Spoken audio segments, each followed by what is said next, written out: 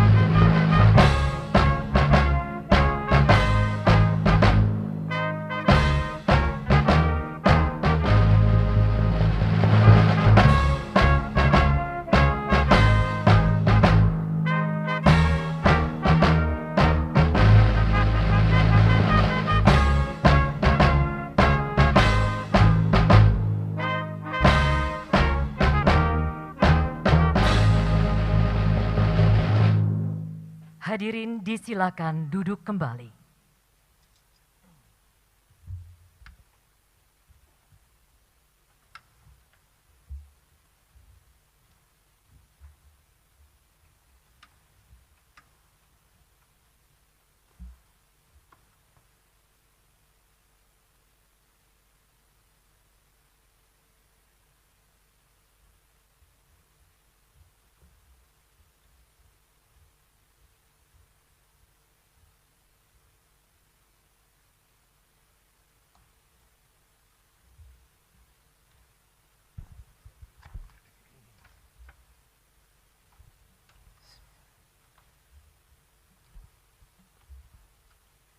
Assalamualaikum warahmatullahi wabarakatuh. Salam sejahtera untuk kita semua. Om Swastiastu, Namo Buddhaya, salam kebajikan. Yang kami hormati Bapak Joko Widodo, Presiden Republik Indonesia.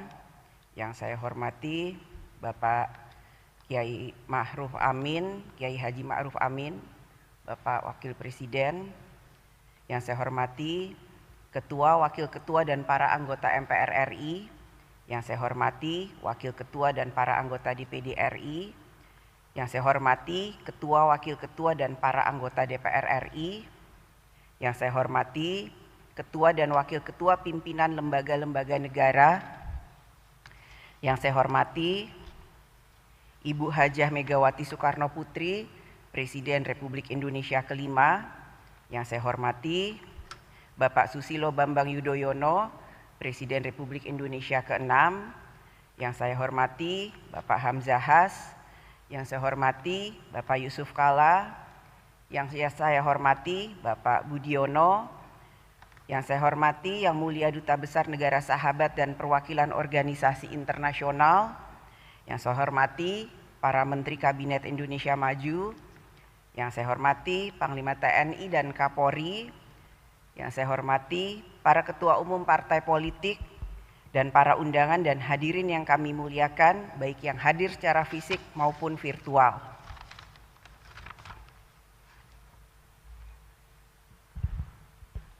Berapa jumlah kehadiran?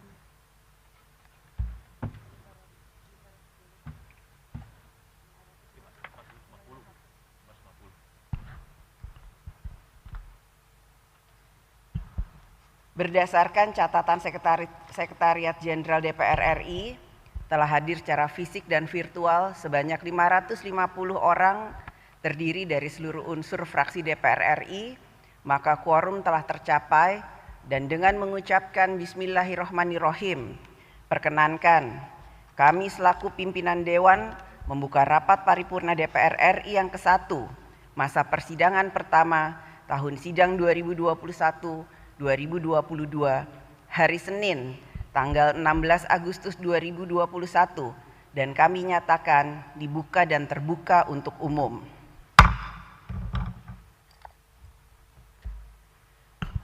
Pandemi COVID-19 yang sudah berjalan hampir 1,5 tahun ini telah mengubah tatanan kehidupan, baik sosial maupun ekonomi di Indonesia. Bahkan di seluruh dunia, tanpa kita ketahui kapan pandemi ini akan berakhir. Sehingga sejalan dengan keputusan pemerintah yang meminta agar kita semua melaksanakan pemberlakuan pembatasan kegiatan masyarakat atau PPKM. Oleh karena itu, rapat paripurna hari ini kita laksanakan dengan prosedur kesehatan yang sangat ketat, sehingga rapat paripurna hari ini hanya dihadiri secara fisik oleh ketua lembaga negara, ketua fraksi dari MPR, DPR, perwakilan subwilayah dari DPD, yang semuanya menjadi perwakilan dari anggota masing-masing, dan perwakilan Kementerian Kabinet Indonesia Maju, serta Panglima TNI dan Kapolri. Adapun undangan lainnya hadir secara virtual. Namun, kehadiran para undangan secara virtual tidak mengurangi keabsahan dan kehikmatan pada rapat paripurna hari ini. Saudara Presiden dan Saudara Wakil Presiden Sidang Dewan yang terhormat. Puji syukur kehadirat Allah Subhanahu wa Ta'ala, Tuhan yang Maha Esa, atas segala rahmat dan karunia-Nya, sehingga pada hari ini kita dapat hadir dalam rapat paripurna DPR RI dalam rangka pembukaan masa persidangan pertama tahun sidang 2021-2022. Kepada yang terhormat Bapak Ibu anggota Dewan Perwakilan Rakyat Republik Indonesia, atas nama pimpinan kami mengucapkan selamat datang kembali ke ruang sidang DPR RI untuk menjalankan tugas konstitusional. Kita juga ikut berdoa kepada Allah Subhanahu wa Ta'ala, Tuhan yang Maha Esa. Semoga pandemi COVID-19 ini dapat segera berakhir, sehingga masyarakat kembali hidup sehat, kembali beraktivitas dalam membangun kehidupannya yang sejahtera, tentram, dan bahagia. Kita juga ikut berdoa agar seluruh anggota masyarakat yang terpapar COVID-19 segera pulih dan kembali hidup sehat bersama keluarga. Amin. Rapat paripurna DPR RI pada hari ini memiliki 2 agenda, yaitu pertama, pidato Ketua DPR RI dalam rangka pembukaan masa persidangan pertama tahun sidang 2021-2022, dan kedua, pidato Presiden Republik Indonesia sebagai pengantar RUU tentang Anggaran Pendapatan dan Belanja Negara atau APBN tahun anggaran 2022 dan nota keuangan.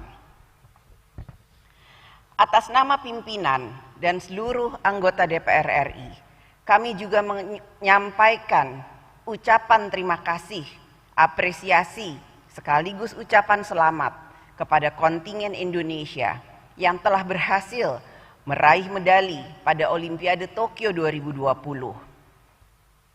Semoga prestasi yang membanggakan ini dapat dipertahankan dan ditingkatkan, serta menjadi motivasi bagi atlet Indonesia dan seluruh anak bangsa lainnya dalam berprestasi dan mengharumkan nama Indonesia di kancah internasional. Esok hari, tanggal 17 Agustus 2021, rakyat Indonesia akan memperingati Hari Kemerdekaan Republik Indonesia yang ke-76. Prestasi para atlet Indonesia pada Olimpiade kali ini sungguh menjadi hadiah ulang tahun yang indah untuk perayaan kemerdekaan.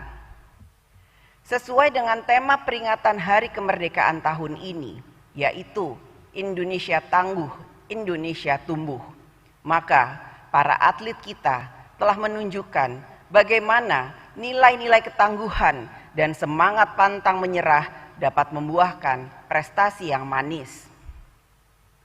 Saya yakin apabila seluruh anak bangsa dan komponen bangsa bersatu, maka kita akan menjadi kekuatan Indonesia yang tangguh dalam mewujudkan tujuan bernegara maupun dalam menghadapi berbagai tantangan bangsa dan negara. Saudara Presiden dan Saudara Wakil Presiden, sidang Dewan yang terhormat. Sejak kasus pertama COVID-19 diumumkan pada tanggal 2 Maret 2020 hingga saat ini, pandemi COVID-19 telah memasuki bulan ke-17. Dalam kurun waktu tersebut, seluruh masyarakat Indonesia merasakan dampak yang sangat merugikan dari pandemi COVID-19. Hampir seluruh aktivitas masyarakat berhenti dan berdampak pada menurunnya derajat kesejahteraan rakyat, baik di bidang kesehatan, sosial, ekonomi, dan budaya. Dalam menghadapi situasi pandemi COVID-19 dan dampaknya yang luas, negara tidak bisa berpasrah diri. Negara harus melakukan upaya-upaya terbaik agar negara dapat tetap menjalankan tugas-tugas tujuan bernegara, yaitu untuk melindungi segenap bangsa Indonesia dan seluruh tumpah darah Indonesia, memajukan kesejahteraan umum, mencerdaskan kehidupan bangsa, dan ikut melaksanakan ketertiban dunia. DPR RI dapat mengapresiasi upaya pemerintah yang cepat dalam menghadapi situasi pandemi COVID-19 dan dampaknya yang luas. Dengan berbagai kebijakan dan program yang telah dilakukan, pemulihan di bidang kesehatan, pemulihan sosial, pemulihan ekonomi, dan penyelamatan perekonomian sosial. Kedepan, pemerintah agar dapat meningkatkan kinerjanya, karena kehadiran negara semakin diharapkan oleh rakyat untuk dapat melindungi kehidupan dan masa depannya. DPR RI memiliki komitmen yang tinggi untuk ikut melakukan upaya-upaya terbaik melalui fungsi legislasi, anggaran, dan pengawasan dalam mengatasi pandemi COVID-19 dan dampaknya, serta dalam memastikan tugas-tugas negara tetap dapat berjalan dengan baik. Oleh karena itu, pada masa sidang ini, DPR RI akan mengoptimalkan pelaksanaan tugas konstitusionalnya secara efektif. Dalam melaksanakan fungsi legislasi, pada masa sidang ini, DPR RI akan memfokuskan pada penyelesaian sejumlah pembahasan rancangan undang-undang pada tingkat pertama bersama pemerintah, yaitu antara lain rancangan undang-undang tentang perlindungan data pribadi, rancangan undang-undang tentang penanggulangan bencana, rancangan undang-undang tentang perubahan kelima atas Undang-Undang Nomor 6 Tahun 1983 tentang ketentuan umum dan tata cara perpajakan, rancangan undang-undang tentang hubungan keuangan antara pemerintah pusat dan pemerintah daerah, rancangan undang-undang tentang jalan, rancangan undang-undang tentang badan usaha milik desa, dan rancangan undang-undang tentang sistem keolahragaan nasional. Selain itu, DPR RI bersama pemerintah akan mempersiapkan pembahasan rancangan undang-undang lainnya yang telah menjadi komitmen bersama DPR RI dan pemerintah di dalam Program Legislasi Nasional atau Prolegnas Prioritas tahun 2021. Capaian dalam pembentukan undang-undang yang telah ditetapkan dalam Prolegnas akan menjadi perhatian masyarakat dan bahkan menjadi penilaian atas kinerja DPR RI. Pembentukan undang-undang merupakan pekerjaan kolektif yang ditempuh melalui pembahasan bersama antara DPR RI dan pemerintah. Kinerja pembentukan undang-undang merupakan kinerja bersama antara DPR RI dan pemerintah. Dalam pembahasan membentuk undang-undang, DPR RI dan pemerintah dituntut agar selalu cermat dan mempertimbangkan berbagai pendapat, pandangan, kondisi, situasi, serta kebutuhan hukum nasional, sehingga kebutuhan waktu dalam pembahasan suatu undang-undang akan sangat ditentukan dengan tingkat kompleksitas, dan perbedaan pandangan terkait substansi undang-undang yang dibahas. Kinerja program legislasi nasional merupakan pekerjaan kolektif antara DPR RI dan pemerintah. Oleh karena itu, agar menjadi perhatian bersama antara DPR RI dan pemerintah dalam mencapai target prolegnas, DPR RI memiliki komitmen yang tinggi dalam menuntaskan prolegnas untuk memenuhi kebutuhan hukum nasional dan dalam mendukung penyelenggaraan negara. Dalam pelaksanaan fungsi pengawasan, DPR RI melalui alat kelengkapan Dewan akan melakukan rapat-rapat bersama dengan mitra kerja maupun panitia kerja dalam kerangka menjalankan prinsip checks and balances terhadap pemerintahan. Pengawasan DPR RI masih akan fokus pada penanganan pandemi COVID-19 dan dampaknya. DPR RI akan memastikan bahwa negara hadir untuk memberikan perlindungan kepada rakyat dalam menghadapi pandemi COVID-19. Hal-hal yang menjadi perhatian antara lain adalah sebagai berikut. Pertama, penanganan di bidang kesehatan.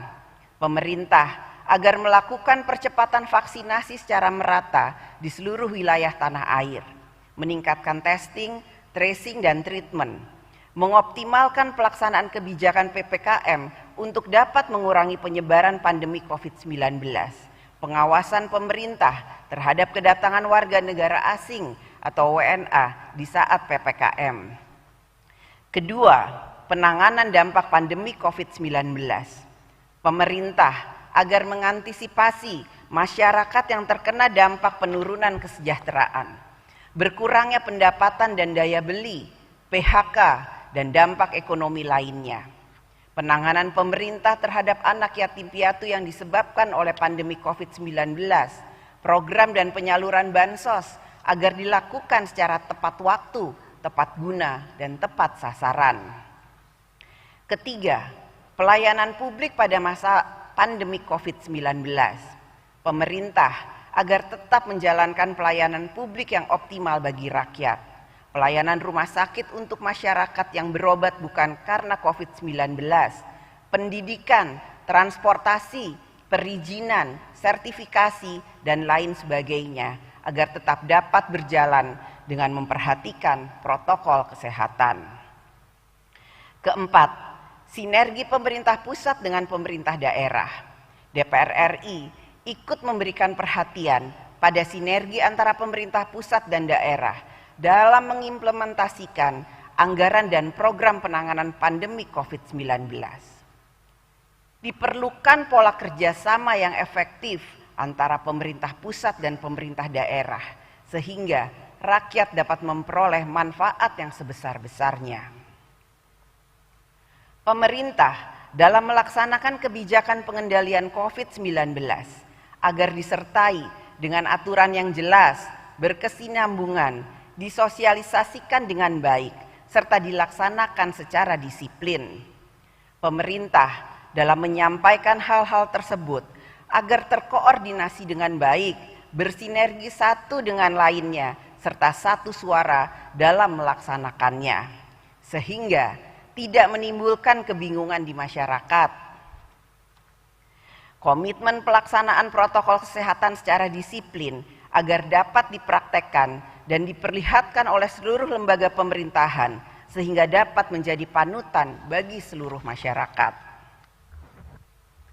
Kami, DPR RI, dapat memahami bahwa kebijakan yang diambil pemerintah adalah respon cepat terhadap perkembangan pandemi COVID-19 dan pemerintah juga dihadapkan pada penyelesaian kesulitan hidup masyarakat yang semakin tertekan karena pandemi.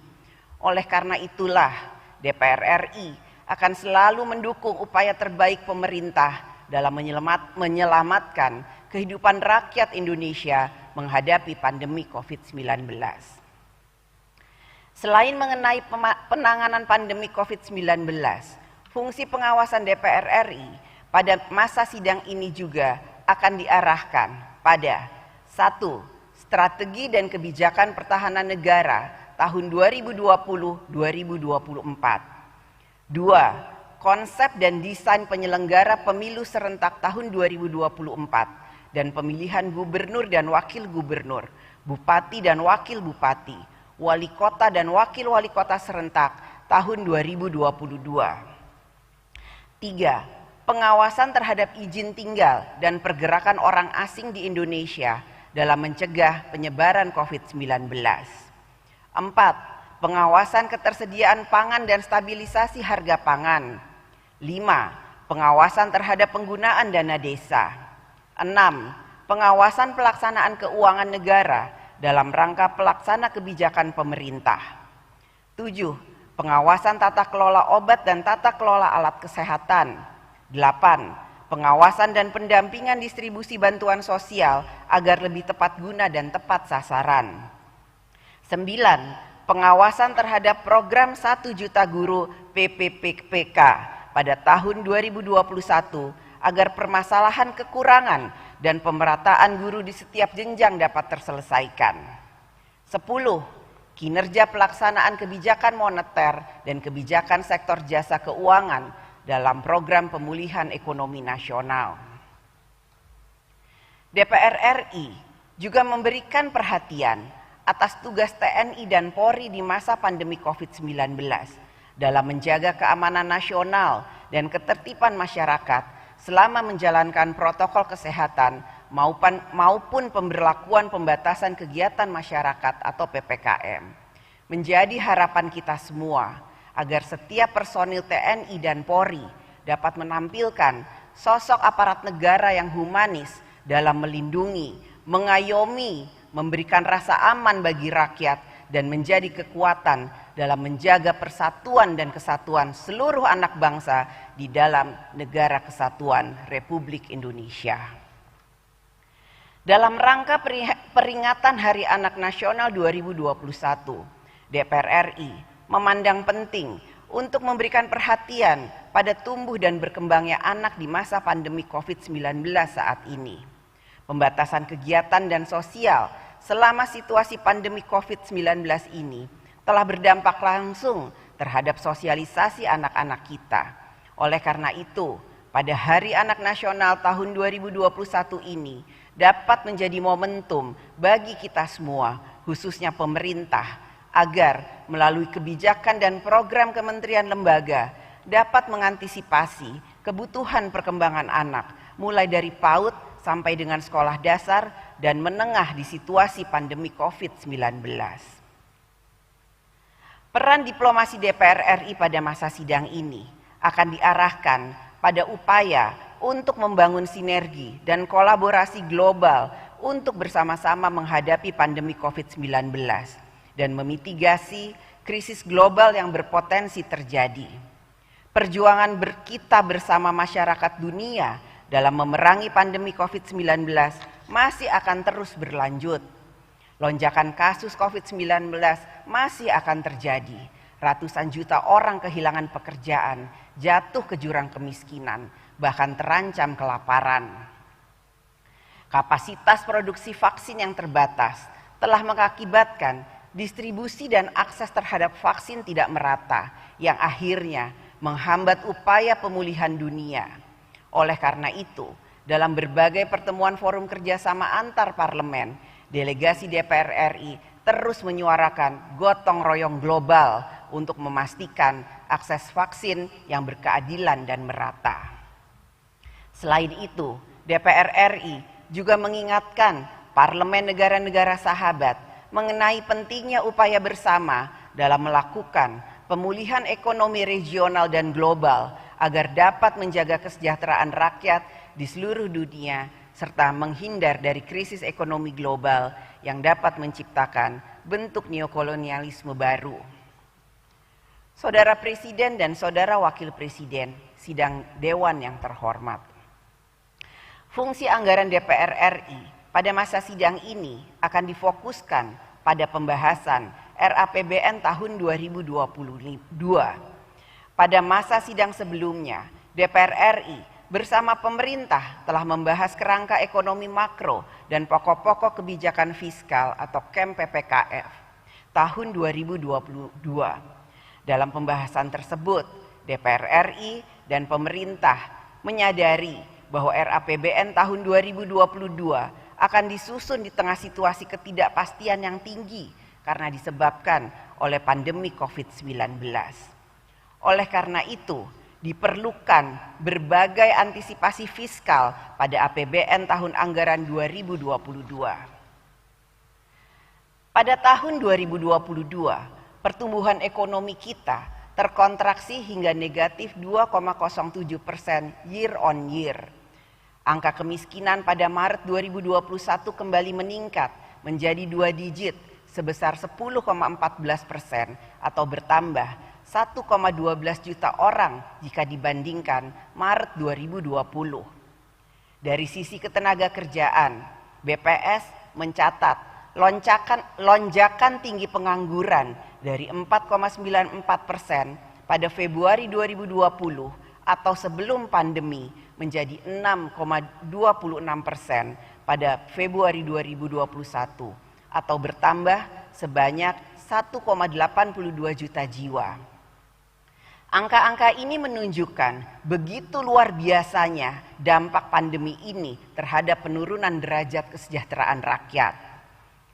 Penurunan tersebut bisa saja jauh lebih dalam apabila tidak direspon cepat oleh pemerintah melalui langkah extraordinary policy dan kebijakan counter-cyclical di sepanjang tahun 2020.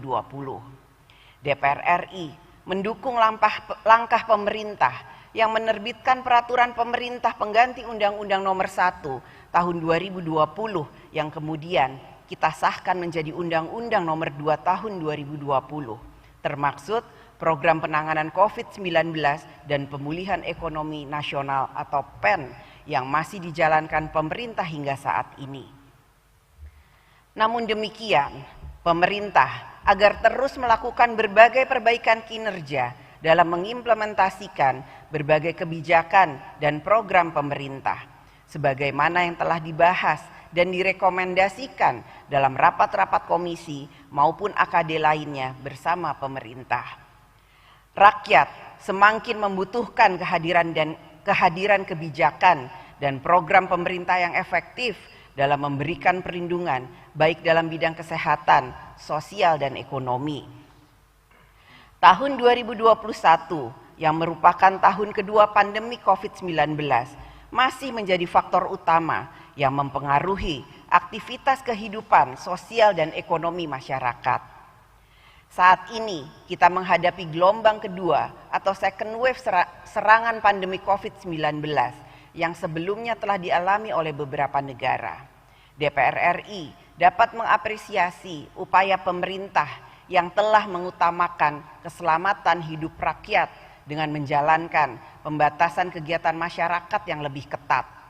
Meskipun pemerintah harus mengantisipasi berbagai konsekuensi terhadap kondisi sosial dan ekonomi di balik kebijakan tersebut.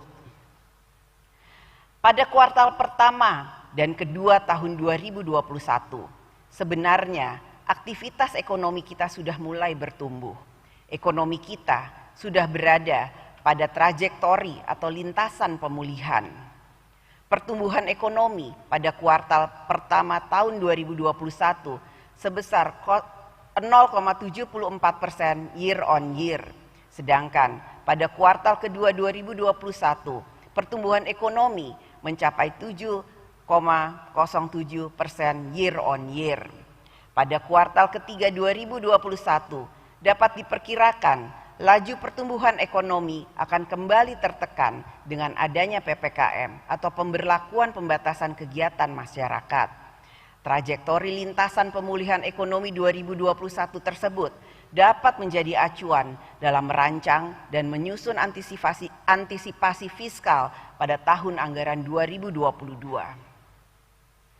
Pengalaman dalam menjalankan APBN tahun anggaran 2021 yang harus merespon penanganan perkembangan pandemi COVID-19 dan mengakibatkan pemerintah melakukan berbagai refocusing program dan anggaran agar dapat diantisipasi pada APBN tahun anggaran 2022 yang akan datang.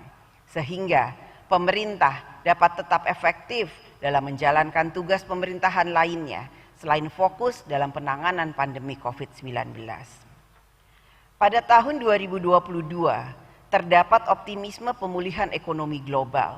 Pada World Economic Outlook Juli tahun 2021, IMF memproyeksikan pertumbuhan ekonomi global sebesar 4,9% atau naik 0,5 percentage point dibanding proyeksi April tahun 2021. Proyeksi ini tentunya akan bergantung pada kemampuan dunia mengendalikan wabah dan memastikan keberhasilan vaksinasi dalam mewujudkan kekebalan komunitas secara global.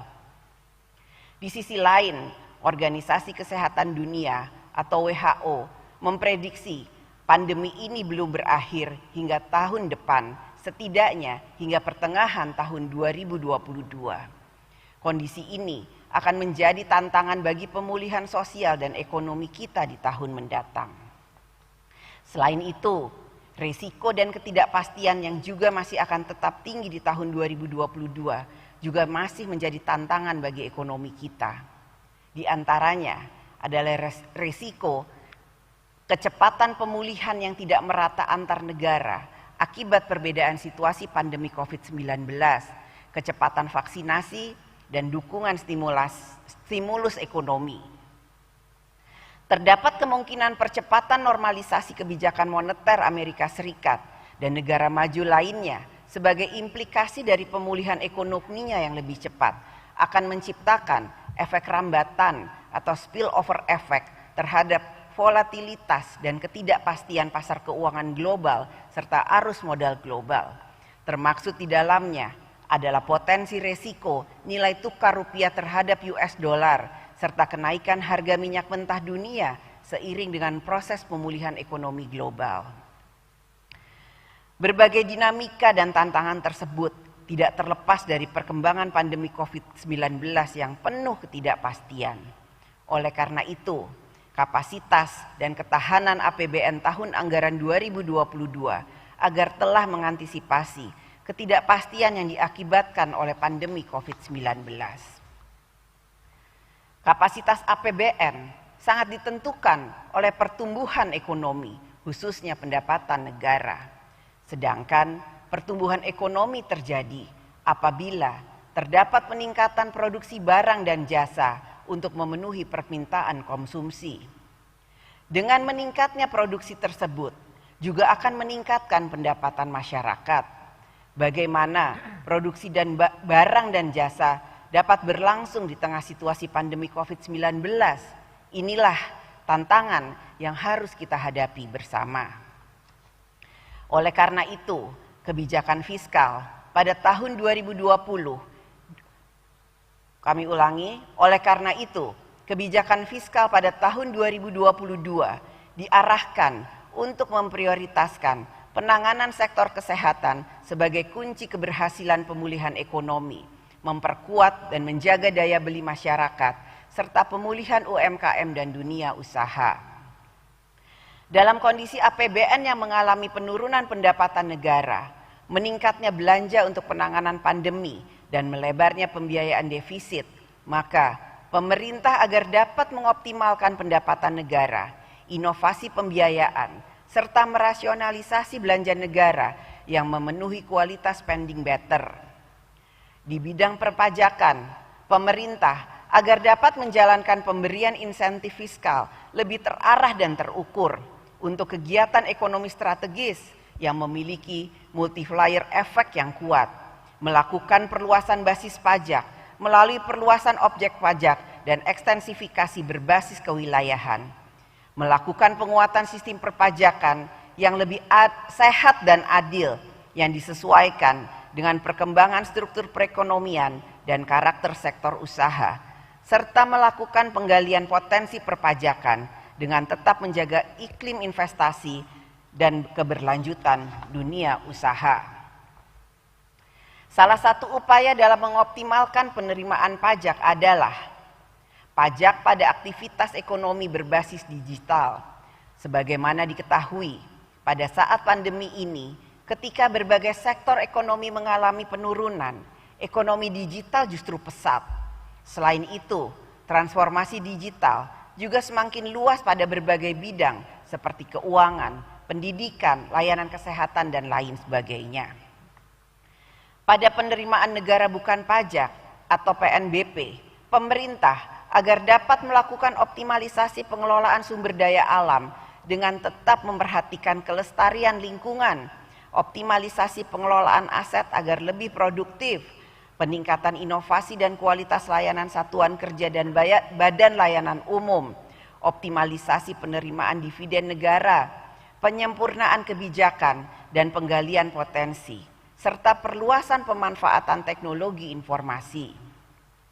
Dalam mengelola pembiayaan defisit, pemerintah agar penuh dengan kehati-hatian dalam menjaga rasio utang dalam batas aman dan sesuai dengan undang-undang, meningkatkan efisiensi biaya utang, serta menjaga komposisi portfolio utang yang optimal dalam menjaga stabilitas perekonomian, serta memperhatikan kapasitas fiskal APBN untuk masa yang akan datang. Rasionalisasi belanja negara yang memiliki kualitas spending better ditandai dengan belanja yang efisien, produktif, menghasilkan multiplier efek perekonomian, dan efektif dalam meningkatkan kesejahteraan rakyat. Pemerintah agar menjalankan kebijakan kualitas belanja spending better tersebut secara konsisten dan disiplin untuk semua kementerian dan lembaga. Pemerintah juga agar konsisten dalam menjaga kebijakan belanja pemerintah pusat di kementerian lembaga yang diarahkan pada reformasi SDM, reformasi birokrasi, efisiensi, infrastruktur pelayanan dasar, subsidi tepat sasaran, dukungan pembangunan infrastruktur daerah, dan antisipasi mitigasi bencana. Alokasi program dan anggaran kementerian lembaga harus disiplin diarahkan pada kebijakan tersebut di atas dan telah menjadi komitmen pemerintah yang disampaikan pada saat Kem PPKF. Saudara Presiden dan Saudara Wakil Presiden, sidang Dewan yang terhormat.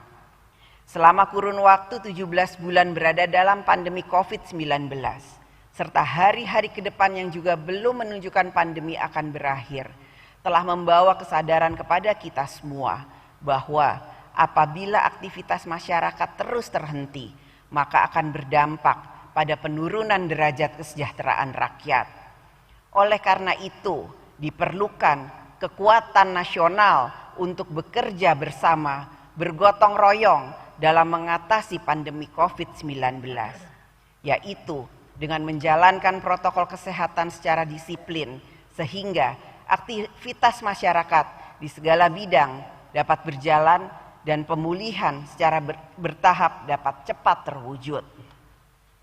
DPR RI melalui fungsi konstitusionalnya memiliki komitmen yang tinggi untuk bekerja bersama dengan pemerintah, lembaga negara lainnya, seluruh komponen bangsa dalam menjalankan upaya terbaik untuk menyelamatkan bangsa dan negara menghadapi pandemi COVID-19 dan dampaknya.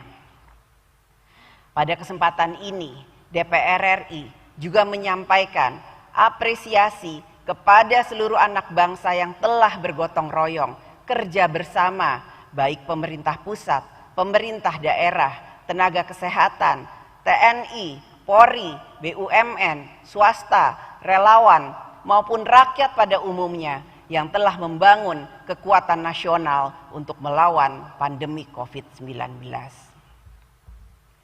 Saudara Presiden dan Saudara Wakil Presiden, sidang Dewan yang terhormat. Demikian pidato pembukaan masa persidangan pertama tahun sidang 2021-2022. Selanjutnya, marilah kita mendengarkan pidato kenegaraan Presiden Republik Indonesia dalam rangka pengantar rancangan undang-undang tentang anggaran pendapatan dan belanja negara tahun anggaran 2022 beserta nota keuangan. Kepada Saudara Presiden, kami persilahkan menyampaikan pidato kenegaraan Presiden Republik Indonesia dalam rangka pengantar rancangan undang-undang tentang anggaran pendapatan dan belanja negara tahun anggaran 2022 beserta nota keuangannya.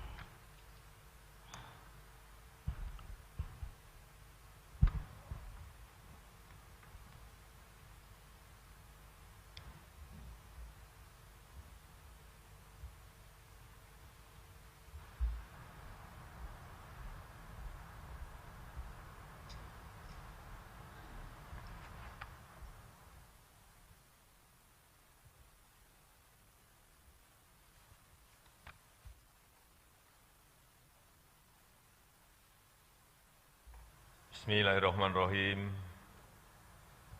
Assalamualaikum warahmatullahi wabarakatuh. Selamat siang, salam sejahtera bagi kita semuanya.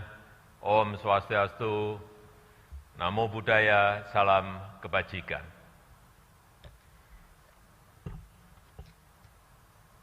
Yang saya hormati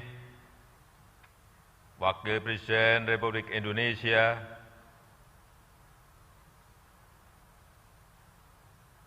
yang saya hormati Ketua, pimpinan dan anggota Dewan Perwakilan Rakyat Republik Indonesia, yang saya hormati Ketua, pimpinan dan anggota Dewan Perwakilan Daerah Republik Indonesia, yang saya hormati pimpinan dan anggota lembaga-lembaga negara,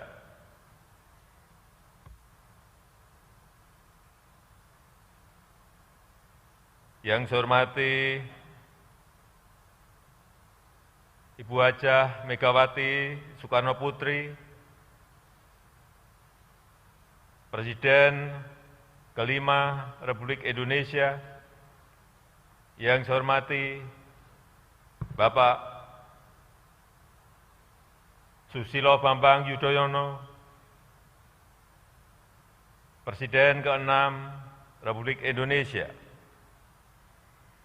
yang saya hormati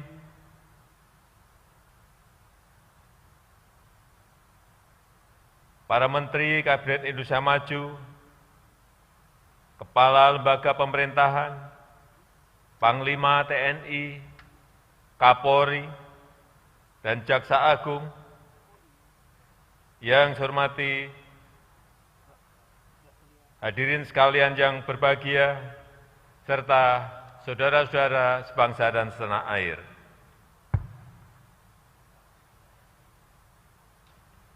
Sampai saat ini, pandemi COVID-19 masih belum berakhir. Di tahun 2022, kita masih akan dihadapkan pada ketidakpastian yang tinggi.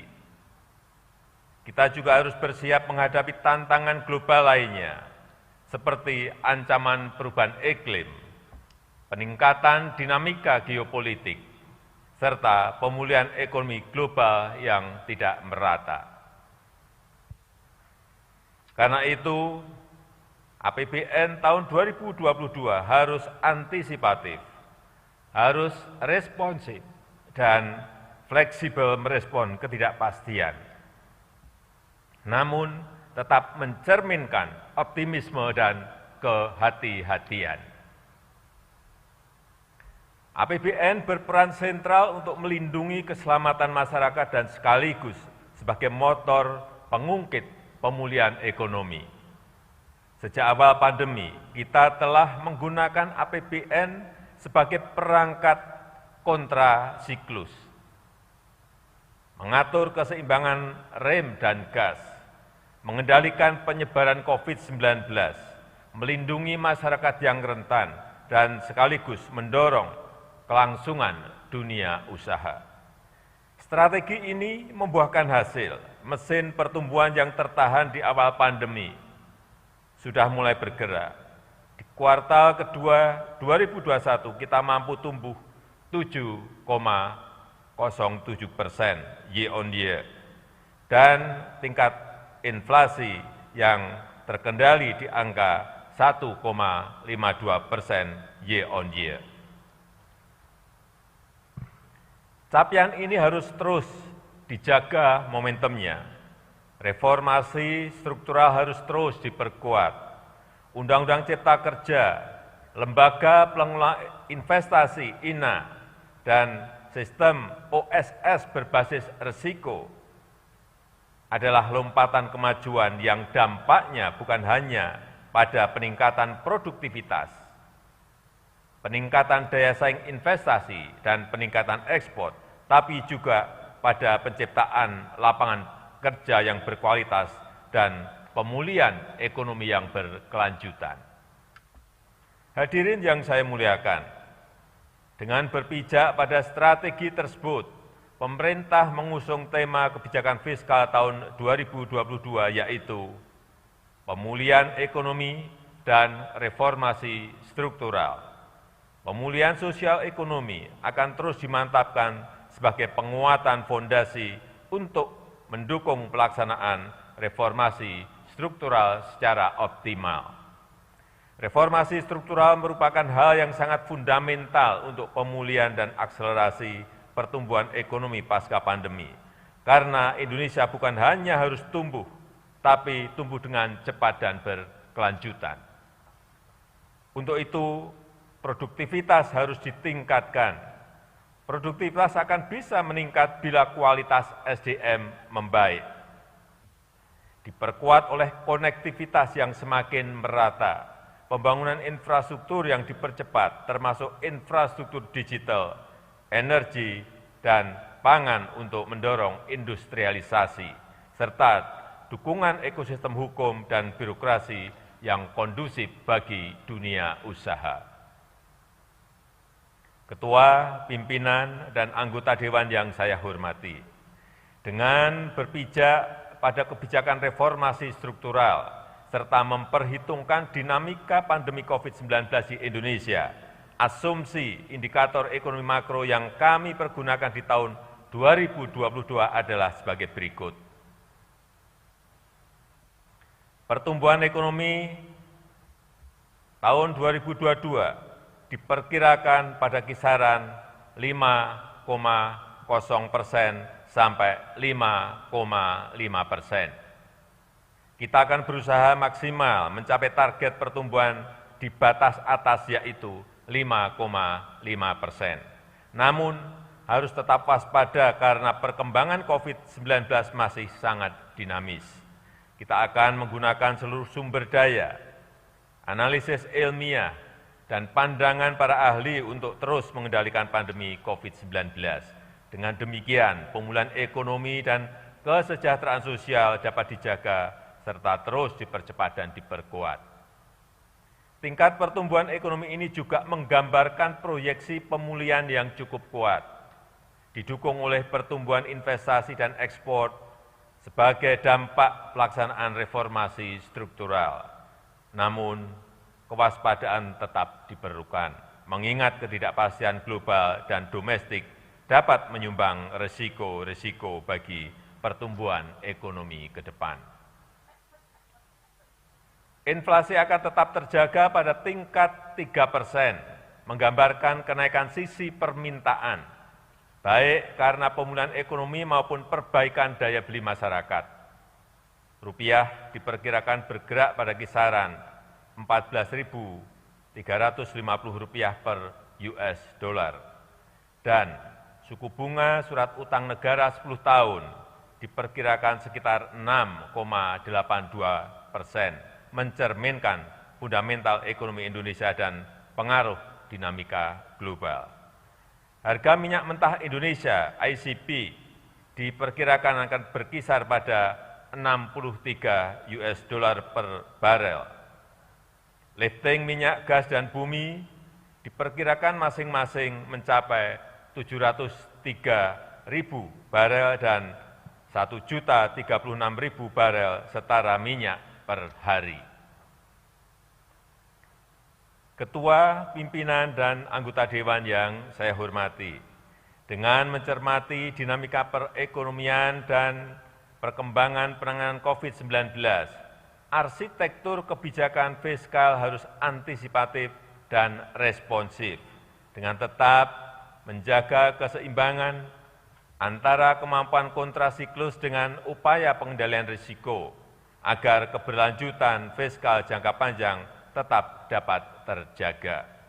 Karena itu, konsolidasi dan reformasi fiskal harus terus dilakukan secara menyeluruh, bertahap, dan terukur, meliputi penguatan sisi penerimaan negara dan perbaikan sisi belanja, serta pengelolaan pembiayaan yang prudent, yang hati-hati, untuk mewujudkan pengelolaan fiskal yang lebih sehat, berdaya tahan, dan mampu menjaga stabilitas perekonomian ke depan.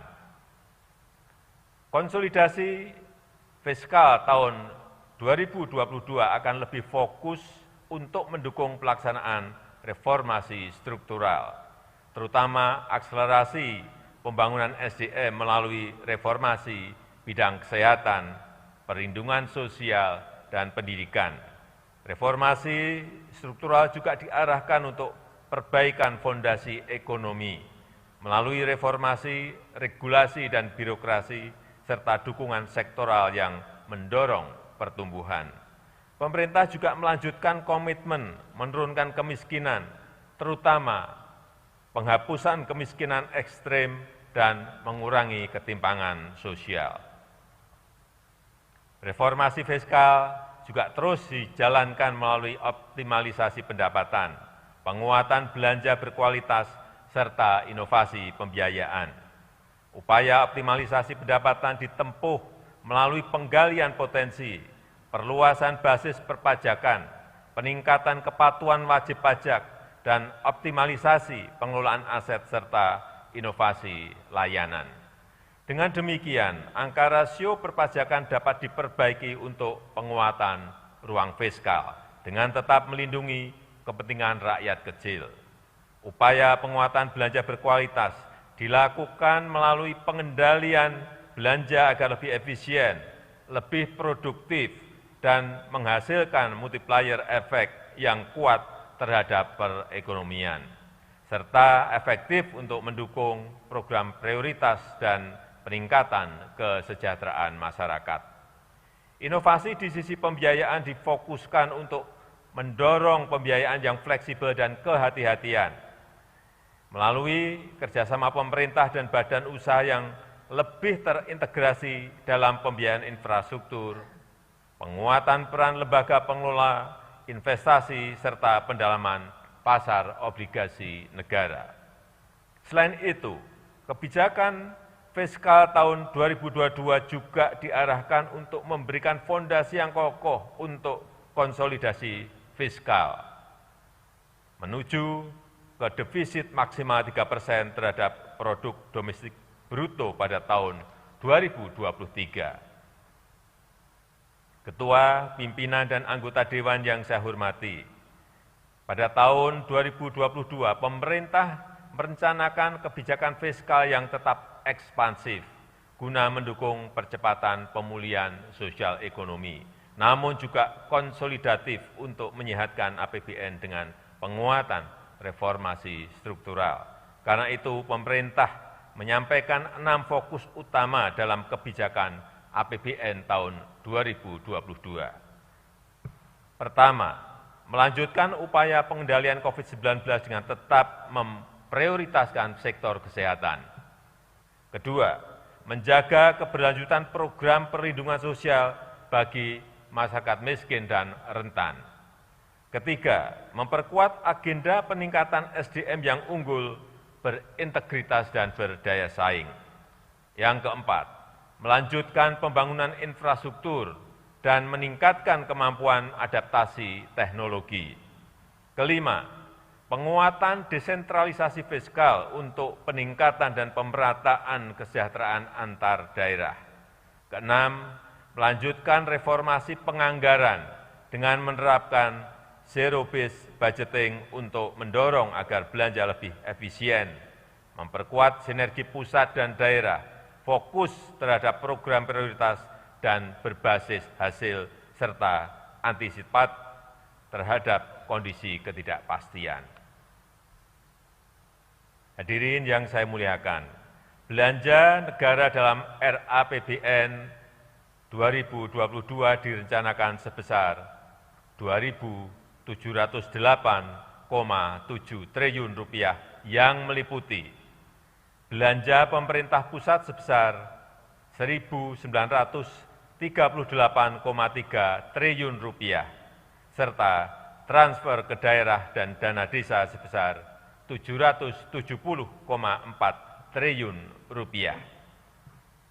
Anggaran kesehatan direncanakan sebesar 255,3 triliun rupiah atau 9,4% dari belanja negara.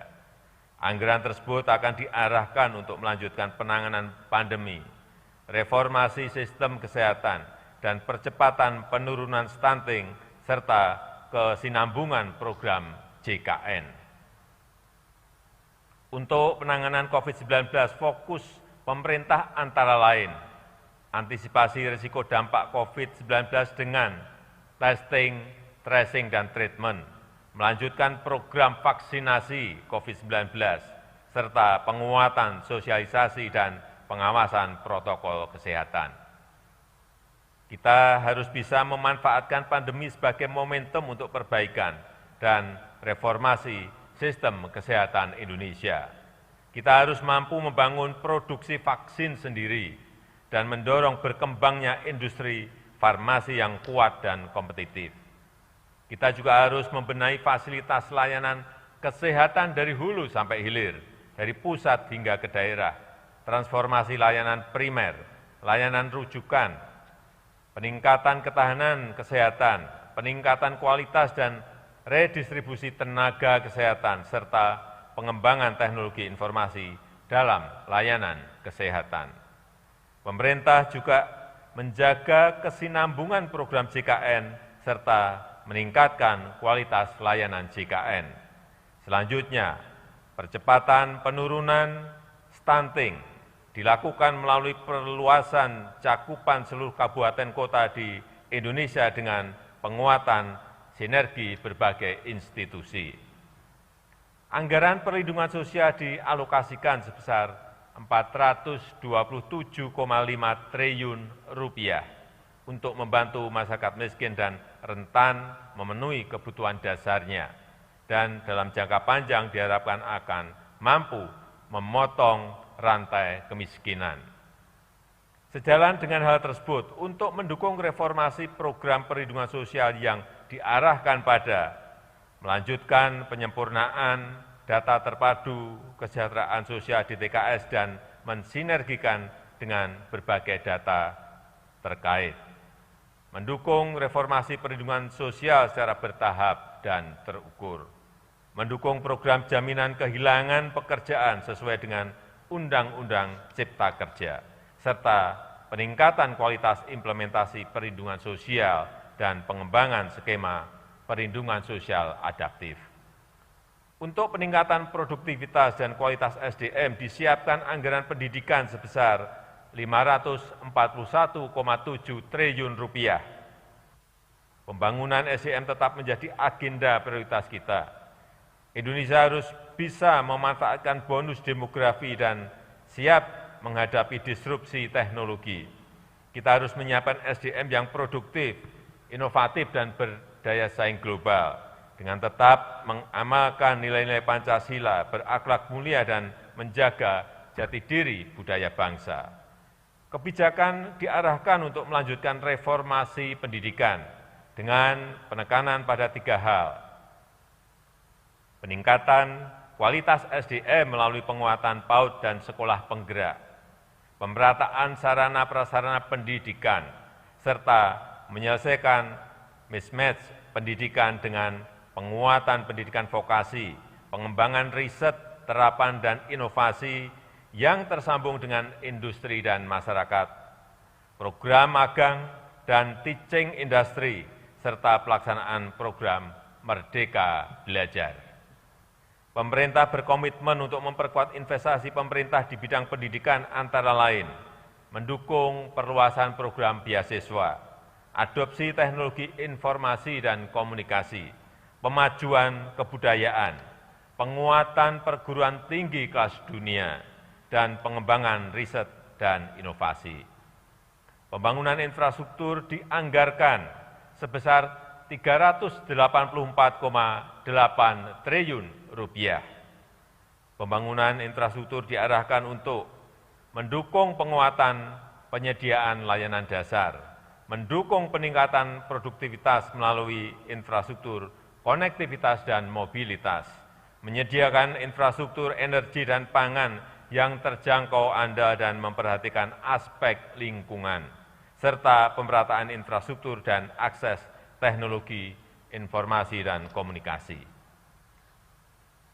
Untuk mendukung target pembangunan infrastruktur, strategi memadukan anggaran dengan bauran pendanaan akan terus dilakukan. Skema KPBU menjadi model pembiayaan yang terus ditawarkan. Bauran pendanaan antara kementerian, lembaga, BUMN, dan swasta akan terus diperkuat. Pada tahun 2022, anggaran transfer ke daerah dan dana desa direncanakan sebesar Rp770,4 triliun yang akan difokuskan pada meningkatkan kualitas belanja daerah agar terjadi percepatan dalam peningkatan dan pemerataan kesejahteraan, melanjutkan kebijakan penggunaan DTU untuk peningkatan kualitas infrastruktur publik daerah, pemulihan ekonomi di daerah, pembangunan SDM pendidikan, dan penambahan belanja kesehatan prioritas. Meningkatkan efektivitas penggunaan DTK melalui penyaluran DAK fisik berbasis kontrak dan DAK non-fisik untuk mendorong peningkatan capaian output dan outcome serta mendukung perbaikan kualitas layanan. Melanjutkan penguatan sinergi perencanaan penganggaran melalui peningkatan harmonisasi belanja kementerian, lembaga, dan TKDD, serta memprioritaskan pembangunan dana desa untuk pemulihan ekonomi di desa melalui program perlindungan sosial dan kegiatan penanganan COVID-19 serta mendukung sektor-sektor prioritas. Pemerintah juga akan terus melakukan penguatan quality control terhadap TKDD agar terjadi perbaikan dan pemerataan layanan publik di seluruh pelosok tanah air, serta untuk memastikan program prioritas nasional yang dilakukan pemerintah daerah berjalan efisien, efektif, transparan, dan berkeadilan. Penajaman juga kita lakukan dalam pengelolaan dana otonomi khusus Papua dan Papua Barat. Lahirnya Undang-Undang Nomor 2 Tahun 2021 membawa angin segar perubahan pengelolaan dana otonomi khusus yang lebih baik. Perpanjangan dan peningkatan besaran dana otsus menjadi 2,25% dari plafon dana alokasi umum nasional, disertai dengan perbaikan dan penajaman kebijakan dalam skema pengalokasian, penyaluran, dan tata kelola dana otsus. Upaya itu diharapkan memberikan dampak signifikan bagi peningkatan kesejahteraan masyarakat di tanah Papua. Berbagai kebijakan belanja negara secara keseluruhan diharapkan dapat mendorong tercapainya sasaran pembangunan pada tahun 2022, yakni tingkat pengangguran terbuka 5,5 sampai dengan 6,3%. Tingkat kemiskinan di kisaran 8,5 sampai dengan 9,0%, dengan penekanan pada penurunan kemiskinan ekstrem. Tingkat ketimpangan rasio Gini di kisaran 0,376 sampai dengan 0,378, serta indeks pembangunan manusia di kisaran 73,41 sampai dengan 73,46. Ketua, pimpinan, dan para anggota Dewan yang saya hormati, untuk mencapai sasaran pembangunan di atas diperlukan peningkatan pendapatan negara pada tahun 2022 menjadi sebesar Rp1.840,7 triliun yang terdiri dari penerimaan perpajakan sebesar Rp1.506,9 triliun dan penerimaan negara bukan pajak PNBP sebesar Rp333,2 triliun. Mobilisasi pendapatan negara dilakukan dalam bentuk optimalisasi penerimaan pajak maupun reformasi pengelolaan PNBP. Untuk memperkuat kemandirian dalam pembiayaan pembangunan, kita perlu meneruskan reformasi perpajakan. Reformasi perpajakan bertujuan untuk menciptakan keadilan bagi seluruh rakyat Indonesia. Reformasi perpajakan tersebut dilakukan melalui perluasan basis pajak, peningkatan kepatuhan, serta perbaikan tata kelola dan administrasi perpajakan dalam rangka meningkatkan rasio perpajakan. Selain itu, pemberian berbagai insentif perpajakan yang tepat dan terukur diharapkan mampu mendorong percepatan pemulihan dan peningkatan daya saing investasi nasional serta memacu transformasi ekonomi. Sementara itu, untuk peningkatan PNBP terus dilakukan melalui perbaikan proses perencanaan dan pelaporan PNBP dengan menggunakan teknologi informasi yang terintegrasi, penguatan tata kelola dan pengawasan PNBP, optimalisasi pengelolaan aset, intensifikasi penagihan dan penyelesaian piutang PNBP, serta mendorong inovasi layanan dengan tetap menjaga kualitas dan keterjangkauan layanan. Ketua, pimpinan, dan para anggota Dewan yang terhormat, defisit anggaran tahun 2022 direncanakan sebesar 4,85% terhadap PDB atau 868 triliun rupiah. Rencana defisit tahun 2022 memiliki arti penting sebagai langkah untuk mencapai konsolidasi fiskal. Mengingat tahun 2023 defisit anggaran diharapkan dapat kembali ke level paling tinggi 3% terhadap produk domestik bruto. Defisit anggaran tahun 2022 akan dibiayai dengan memanfaatkan sumber-sumber pembiayaan yang aman dan dikelola secara hati-hati dengan menjaga keberlanjutan fiskal. Komitmen untuk menjaga keberlanjutan fiskal dilakukan agar tingkat utang dalam batas yang terkendali. Hadirin yang saya muliakan, demikianlah keterangan pemerintah atas rancangan undang-undang tentang anggaran, pendapatan, dan belanja negara tahun anggaran 2022 beserta nota keuangannya.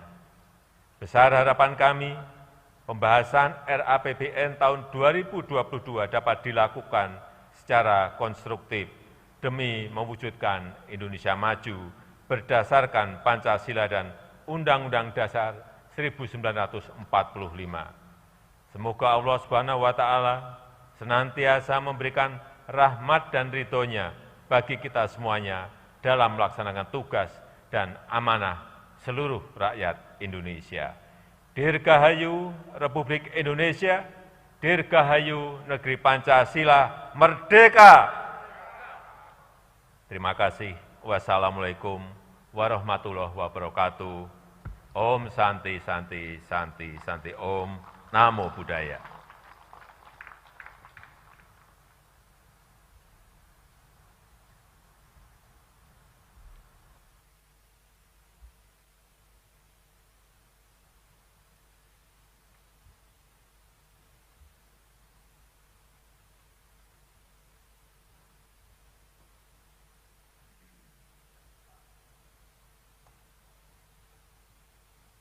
Persiapan penyampaian rancangan undang-undang tentang anggaran pendapatan dan belanja negara tahun anggaran 2022 dan nota keuangan beserta dokumen pendukungnya dari Presiden Republik Indonesia kepada Ketua DPR RI dilanjutkan dengan penyampaian permintaan pertimbangan DPD RI atas rancangan undang-undang tentang anggaran pendapatan dan belanja negara dan nota keuangan beserta dokumen pendukungnya dari Ketua DPR RI kepada Ketua DPD RI.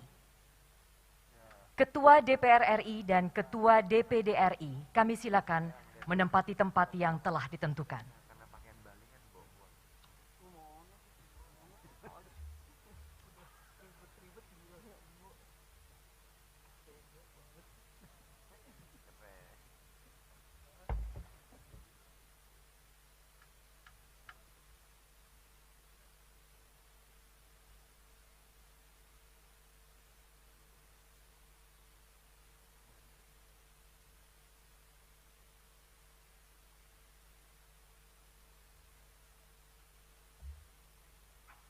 Mohon perkenan Presiden Republik Indonesia untuk maju ke tempat yang telah ditentukan.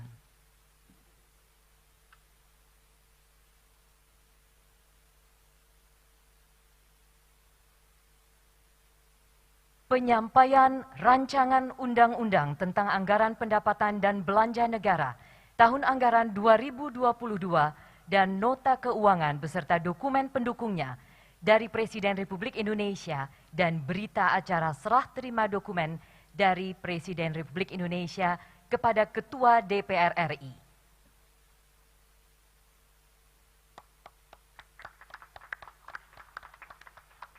Penyampaian permintaan pertimbangan DPD RI atas rancangan undang-undang tentang anggaran pendapatan dan belanja negara tahun anggaran 2022 dan nota keuangan beserta dokumen pendukungnya dari Ketua DPR RI kepada Ketua DPD RI.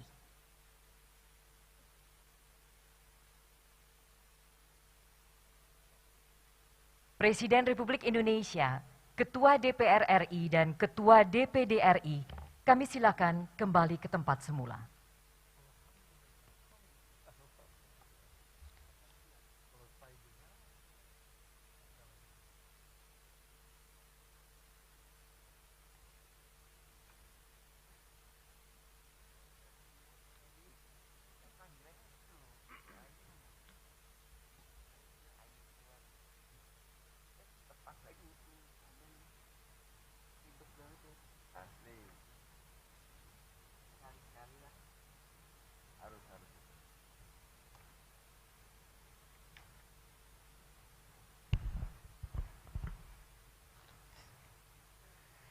Saudara Presiden dan Saudara Wakil Presiden, Sidang Dewan yang terhormat, demikianlah telah kita ikuti dan dengar bersama pidato kenegaraan Presiden Republik Indonesia dalam rangka pengantar Rancangan Undang-Undang tentang Anggaran Pendapatan dan Belanja Negara Tahun Anggaran 2022 dan Nota Keuangan beserta dokumen pendukungnya.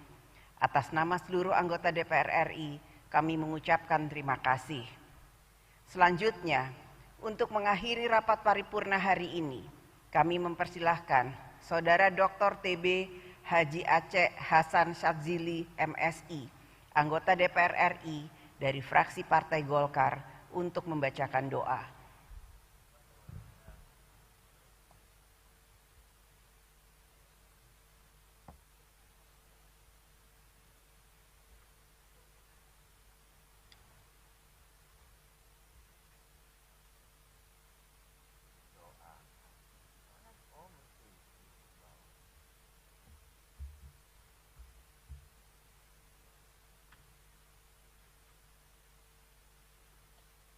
Assalamualaikum warahmatullahi wabarakatuh. Salam sejahtera untuk kita semua. Shalom, Om Swastiastu, Namo Buddhaya, salam kebajikan. Bapak Ibu hadirin sekalian yang kami hormati, sejenak mari kita sucikan hati kita, menundukkan kepala kita, mengangkat tangan dan bertengadah untuk berdoa memohon kepada Allah Subhanahu wa Ta'ala, Tuhan yang Maha Esa. Izinkan kami memimpin doa dengan tata cara ajaran agama Islam. Bagi yang non-muslim, mohon untuk dapat menyesuaikan sesuai dengan keyakinannya masing-masing. Bismillah, wabillah, wa minallah, wa ilallah, wa alallah, wa fillah, wa la hawla, wa la quwata illa billah. Alhamdulillah, alhamdulillahi rabbil alamin, hamdan yuafi ni'amahu wa yukafi mazidah.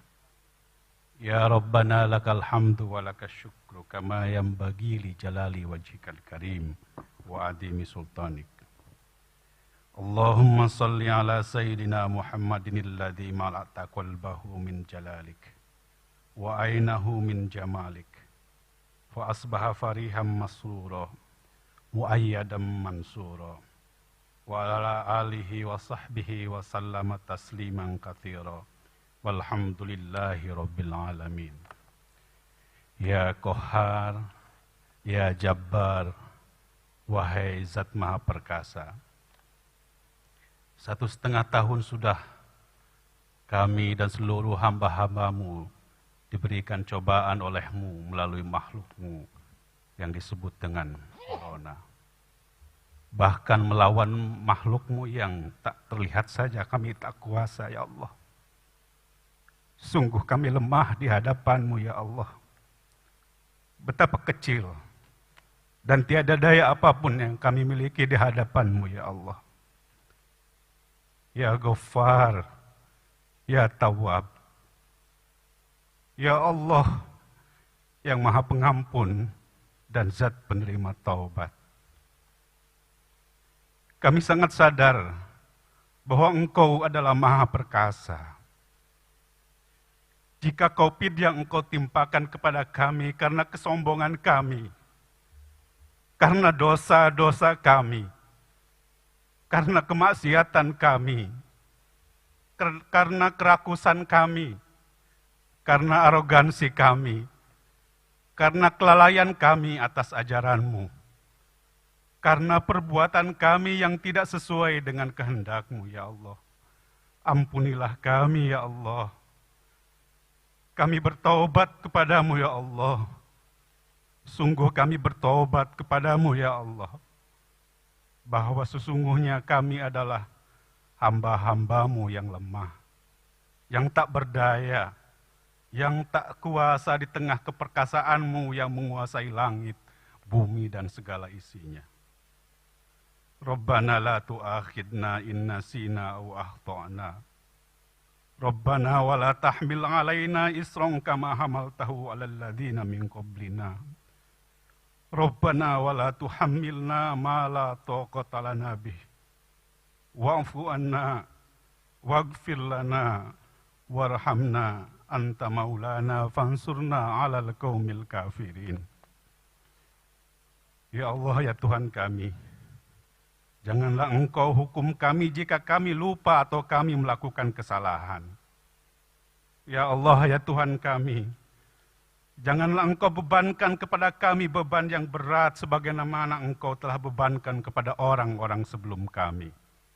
Ya Allah, ya Tuhan kami, jangan Engkau pikulkan kepada kami apa yang tak sanggup kami pikul, ya Allah. Maafkanlah kami, ya Allah. Ampunilah kami, ya Allah. Anugerahkanlah kepada kami kasih sayang-Mu. Engkaulah penolong kami, maka tolonglah kami dari orang-orang yang kafir. Allahumma adfa'anna al-ghala wal wabala wal waba wal corona wal fahsya wal munkar was suyuf al mukhtalifah wasyada'ida wal mihan ma dhahara minha wa ma batan min baladina hada Indonesia khassah wa min jami'i buldani ammah innaka ala kulli syai'in qadir. Ya Allah, ya Tuhan kami, hindarkanlah kami dari segala malapetaka, bala dan bencana, penyakit corona, kekejian dan kemungkaran, perselisihan yang menimbulkan perpecahan, kekejaman dan peperangan yang tampak maupun yang tersembunyi di negara yang kami cintai ini dan seluruh dunia. Sesungguhnya Engkau, ya Allah, Maha berkuasa atas segala sesuatu. Allahumma amanna fi awtanina wa adim ni'matal amni wal istiqrara fi biladina wa ya Rabbana aslih a'immatana wa wulati umurina wa ayyidhum bil haqq wa hayyi lahumul bitanatas salihah allati tu'inuhum 'alal khair. Ya Allah, tentamkanlah kami di negeri kami yang kami cintai. Jagalah nikmat ketentraman dan kestabilan di negeri kami. Duhai Engkau, Tuhan kami, tempat mengadunya kami tanpa rasa takut dan khawatir. Bimbinglah para pemimpin kami dan orang-orang yang telah diberikan kepercayaan dalam memegang urusan kami. Bantulah mereka dengan kebenaran, dan anugerahkanlah bagi mereka orang-orang yang baik yang dapat membantunya untuk berbuat kebaikan. Allahumma waffiqna wa a'immatana lima fihi khairul bilad wal ibad ya dal jalali wal ikram. Ya Allah, bimbinglah kami dan para pemimpin kami untuk kebaikan bangsa kami dan warga negara kami, wahai Engkau sang pemilik kebesaran dan kemuliaan. Allahumma la tusallit alaina bidhunubina man la yakhafuka fina wa la yarhamuna. Ya Allah, janganlah disebabkan dosa-dosa kami, Engkau jadikan pemimpin kami orang yang tidak takut kepadamu, sehingga Engkau tidak lagi menyayangi kami. Allahumma allif baina qulubina wa aslih dhata bainina wahdina subulas salam wa najjina minadh dhulumati ilan nur wa jannibnal fawahisa ma dhahara minha wa ma batan. Ya Allah, perbaikilah hubungan di antara kami, satukanlah hati kami, tunjukilah kami kepada jalan keselamatan, selamatkanlah kami dari gelapnya kekufuran menuju cahaya keimanan, dan jauhkanlah kami dari kekejian, baik lahir maupun batin. Ya Allah, ya Tuhan kami, bukakanlah telinga kami, bukakanlah mata hati kami, berikan kemampuan kepada kami untuk melihat dengan mata batin yang penuh ketulusan dan keikhlasan. Luruskan niat kami, kami memiliki cita-cita yang luhur untuk kemaslahatan dan kemajuan bangsa yang kami cintai ini. Ya Allah, ya Tuhan kami, Tuhan penebar cinta, satukanlah pikiran dan hati seluruh anak bangsa ini dalam ikatan cinta. Cinta para pemimpin kepada rakyatnya, cinta segenap rakyat kepada para pemimpinnya, cinta sesama saudara sebangsa, dan cinta kepada sesama umat manusia. Ya Allah, ya Tuhan kami, jagalah Pancasila, jagalah NKRI yang kami cintai ini.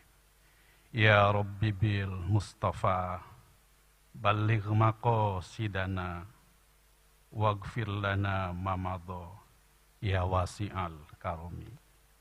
Wahai Tuhanku, dengan syafaat al-Mustafa Nabiyina Muhammad SAW, sampaikanlah tujuan kami. Ampunilah kami dari segala perbuatan di masa lalu, wahai Zat yang sangat luas kemurahannya. Rabbana atina fid dunya hasanah, wa fil akhirati hasanah, wa qina adzabannar. Subhana rabbika rabbil izzati amma yasifun, wassalamun alal mursalin, walhamdulillahi rabbil alamin. Wallahul muwafiq ila aqwamit thoriq, wabillahi taufiq wal hidayah. Wassalamualaikum warahmatullahi wabarakatuh. Om Santi Santi Santi Om, Namo Buddhaya.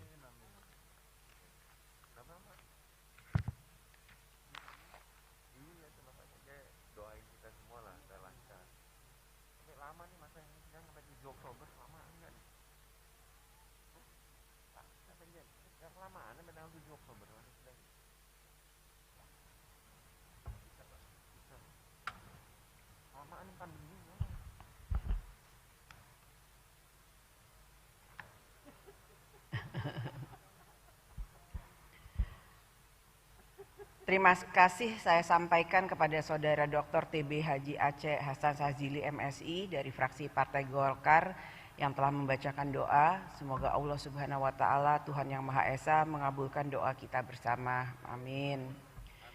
Dengan telah selesainya pidato kenegaraan Presiden Republik Indonesia dan pembacaan doa, maka selesailah seluruh acara rapat paripurna DPR RI hari ini.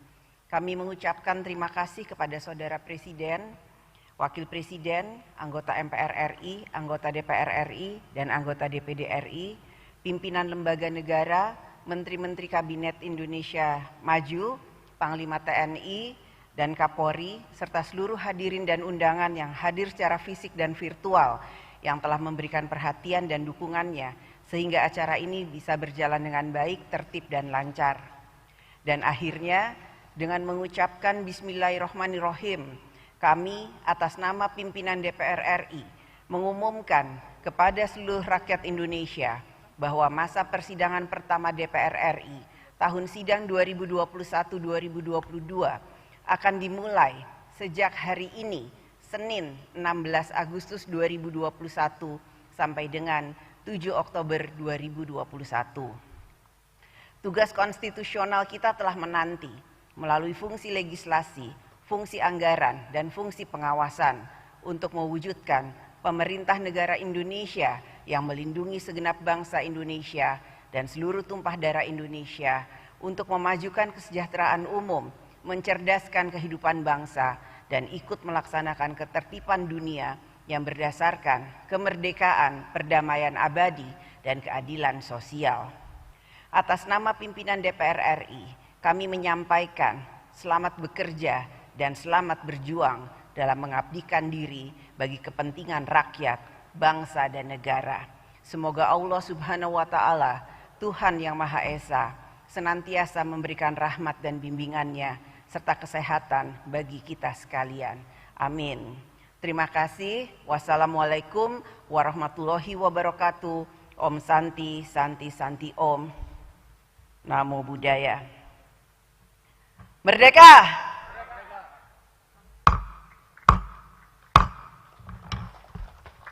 Hadirin dimohon berdiri. Lagu Kebangsaan Indonesia Raya.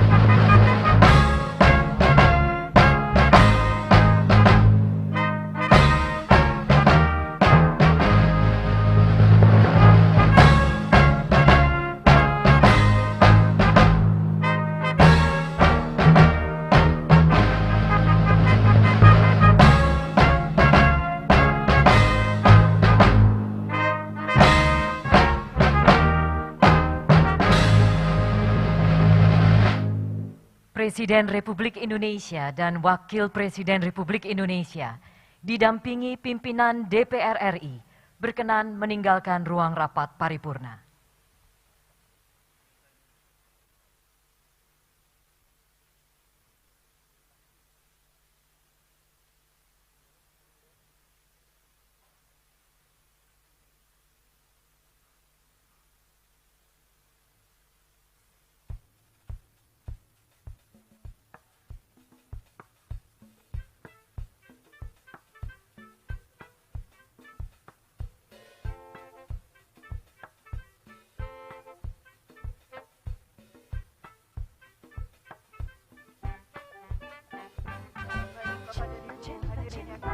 Indonesia, kami persembahkan lagu yang membawa kenangan layar sudah berbagi cahaya yang tanah kami petan kalau bertuan bukan warna inilah seorang panggilan cinta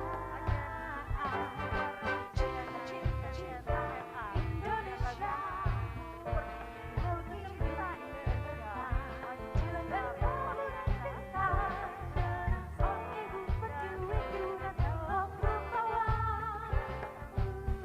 Inilah lagu persembahan.